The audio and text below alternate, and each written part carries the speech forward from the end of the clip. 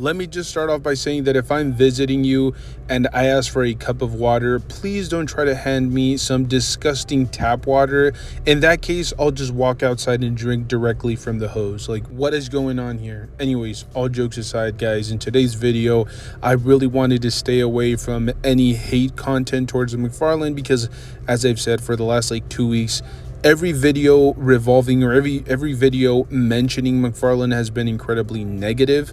And I really genuinely wanted to make a video where I was just going to kind of rant on about some of the newer releases from McFarlane. But every time I get excited, he completely tears me down, because I was looking through some of the newer releases and I was actually genuinely excited for a couple of these figures. I hadn't taken a closer look at them. I had just kind of like browsed through, a few images, and I thought, hey, that's pretty cool. But that excitement quickly dissipated. The closer I got to the figure, the more I zoomed in, the more images that I saw, I realized that we're basically back to the same issues that we've been receiving from McFarlane. And I'll give you guys an example. I'll start off with the new rebirth, quote unquote rebirth Deathstroke, which is essentially a reuse of that Deathstroke that we've already received.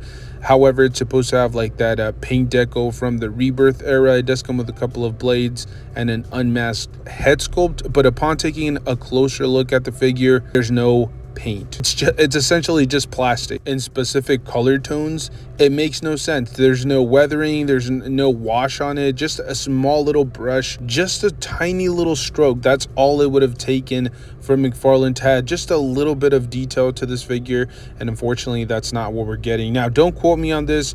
I read somewhere that this unmasked head sculpt is supposed to be like a retooling of an old Bruce Wayne figure. I think the Flashpoint Batman, somebody might have mentioned that. I mean, it could be. I don't own that figure, so I'll take their word for it. But regardless, the head mask alone, or the unmasked head sculpt, just to me personally isn't enough. I will say, and this kind of goes for any of the newer page punchers, I love the fact that they're varying the covers or the actual issues. Like, if you're going to get 4 figures in a wave, essentially you're going to get an entire mini series, or you'll at least get the first 4 issues, rather than just getting the same exact comic book over and over and over again, which is something that he was doing when he first launched the line.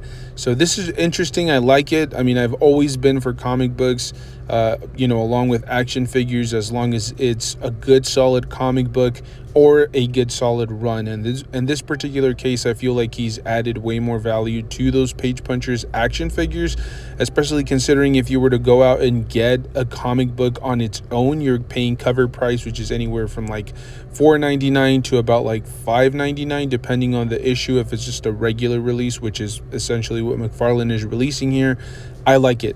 Same thing with the Robin. It will come with that Batman Robin issue 1. I don't remember exactly what series this is, but really cool. You're getting the first issue. It's an iconic look, but you're going to run into the same issues that you did with the previous Damien action figure, that mid-torso articulation. Look, I don't own the original. I believe my son picked it up for himself, and I never got to playing around with it, but I do remember it having absolutely no articulation, unless they've done something, unless they've retooled it.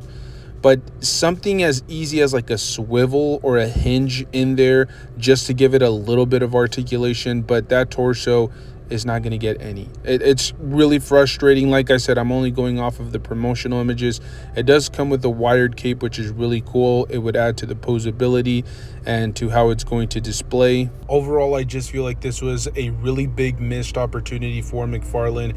If he really wanted to reuse those body molds, if all he had to do was make some minor little adjustments, maybe a ball joint at the mid-torso for Robin, maybe more classic colors for Deathstroke, and just a little bit of a wash, and maybe just some extra accessories here and there.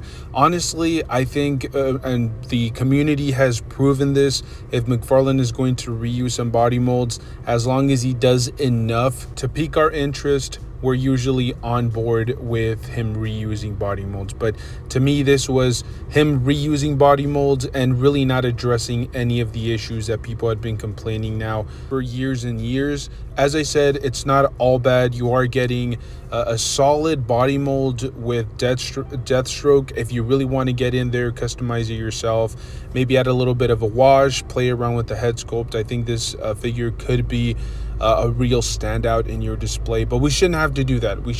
He shouldn't be giving us a blank slate for us to be customizing and doing our own thing. In that case, I don't think that the figure should be at that price point, at the $25.99 or $24.99 for the Page Punchers line. If he's going to start doing that, I mean, at least lower the price. That way people can afford the paint. It just makes no sense to me.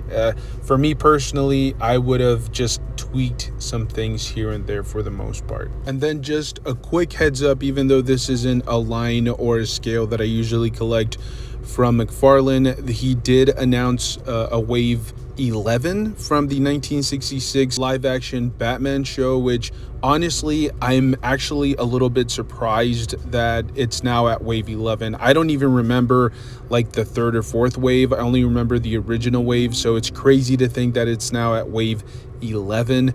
But you will be getting a Wonder Woman, a Batgirl, a Batman, a Joker, Clock Guy, and then you will be able to now purchase the motorcycle for Batgirl.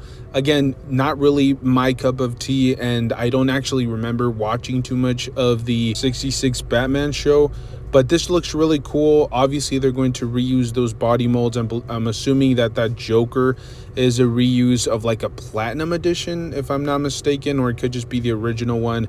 Same thing with Batman, Wonder Woman, and I believe Batgirl. We've seen these body molds before, but now you're seeing them in alternate versions because it was a pretty wacky show. I mean, every episode had some pretty quirky things going on, and so you can throw on like different costumes, different head sculpts, maybe some extra accessories that you usually wouldn't see from any other DC property. So it's really cool that McFarlane continues to go back at these.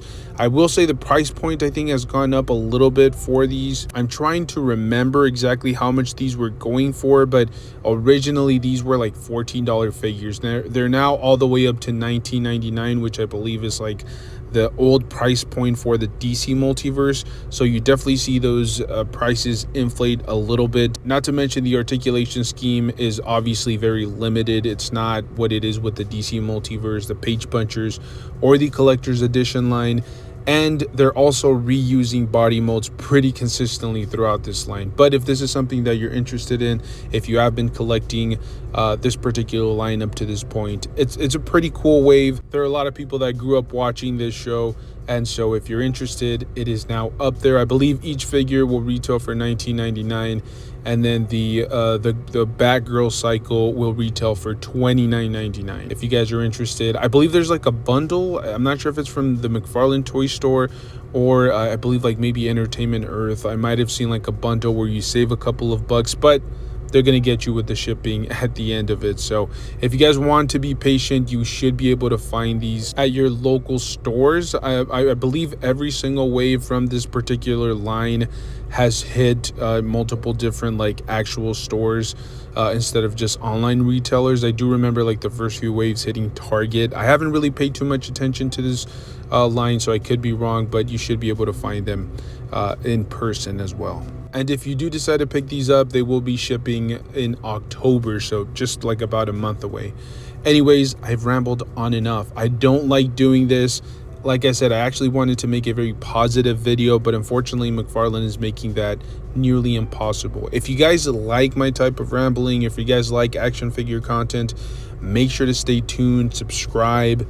Just keep up to date with the channel because I do like to rant and I do like uploading action figure content.